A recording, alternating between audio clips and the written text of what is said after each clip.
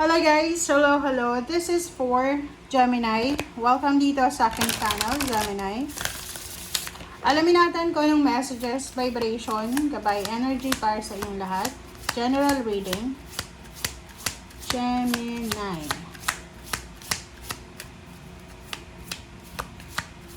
Ano bang message? Rejection.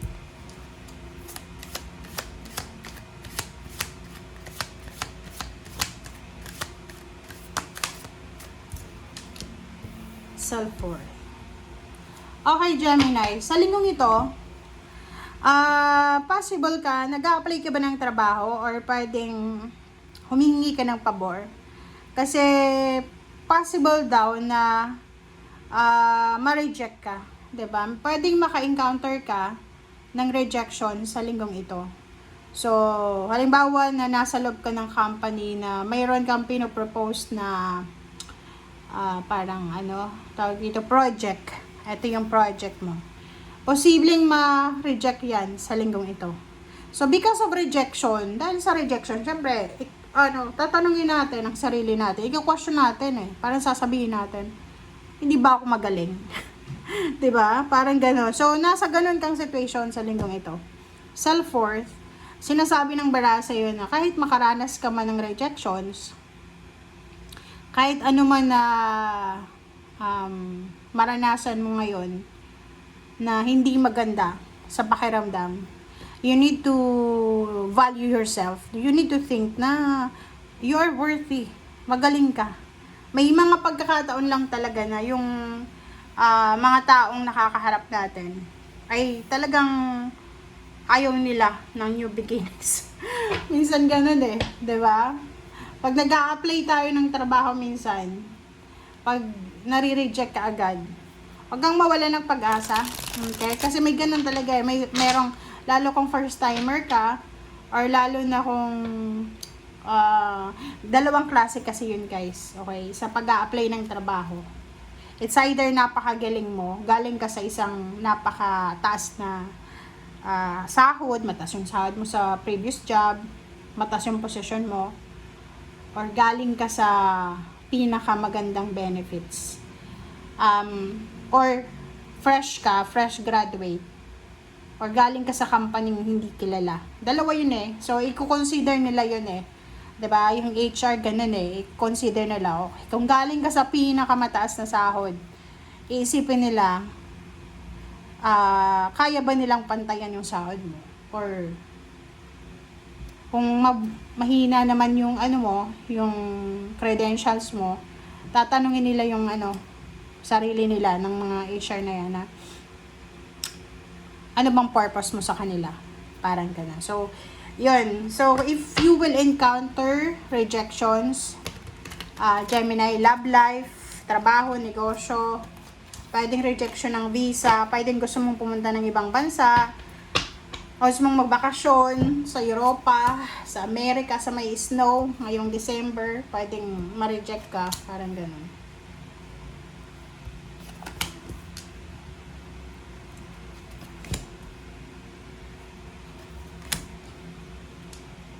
Okay, next.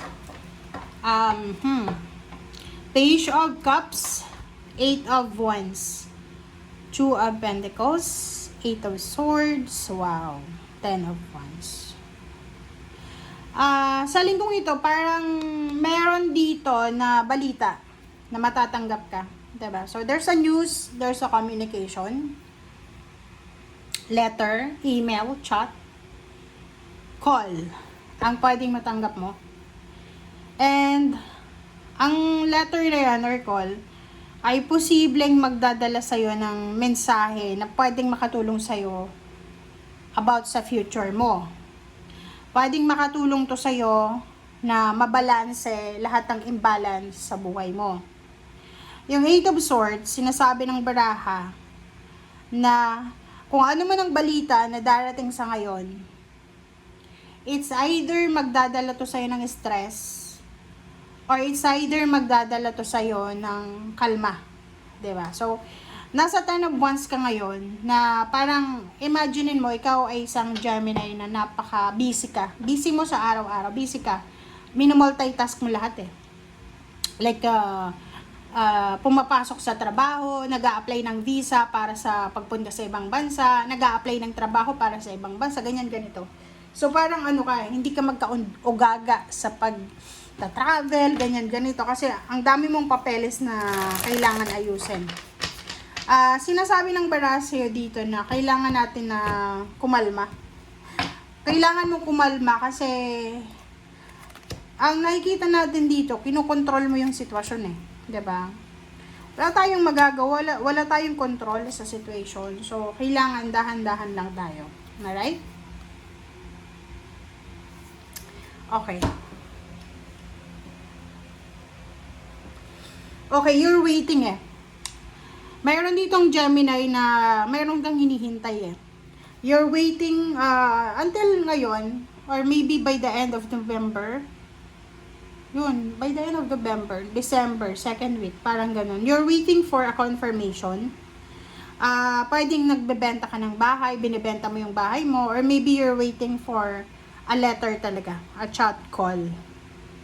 Recognition, awards, rewards. Parang ganun. Halimbawa, isa kang Gemini, nag-aantay ka ng visa, nag-aantay ka ng documents, contract signing, nag-aantay ka ng confirmation like nagano ka na nag-take ng board exam or any exam. So now you're still waiting. Medyo ano ka, medyo kabado. Kabado ka kasi hindi pa dumarating eh. And you're not parang ano eh stress, nai-stress ka eh. Kasi natatakot ka sa rejection. Natatakot ka sa tower eh. Natatakot ka na ma-disappoint ka. Or natatakot ka na ma-disappoint mo yung mga tao sa paligid mo. 5 of Swords is here. So, yung 5 of Swords naman, sabi sa atin dyan, na iwasan natin yung sobra-sobrang expectation. If ever na ginawa mo na yung best mo, like nag-apply ka ng trabaho, tapos after mong mag-apply ng trabaho, hindi ka makatulog kasi iniisip mo baka hindi ka nakapasa. Okay lang yun kung hindi ka nakapasa. Bakit mo pa i-stress yung sarili mo? Eh, ginawa mo na yung best mo eh. Sa interview, sa exam, ginawa mo na yung best mo. So, wala nang magagawa yung overthinking, overanalyzing na yan. So, mag-focus ka sa kung ano yung pwedeng magdala sa'yo ng saya. And mag-focus ka sa kung ano yung pwedeng magdala sa'yo ng kalma. Kasi sa reading mo ngayon, parang nakikita ko sa'yo dito, masyado kang pagod na pagod talaga eh.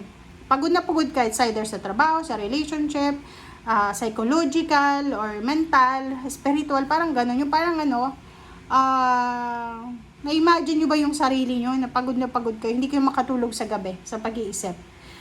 Yung 3 of Cups dito, sinasabi na hanapin mo daw sa linggong ito yung bagay or sitwasyon na pwedeng makapag-relax ka. Diba? Maging masaya ka. Okay? Kung halimbawa na nakakaranas ka ng rejections, ng failure, ng tower, ayos lang yun. Lahat naman tayo nakakaranas ng ganyan eh. Siya kabilog ang mundo. Minsan nasa ilalim, minsan nasa ibabaw. Basta hanapin mo lang yung balance. Okay? Thank you guys. Bye!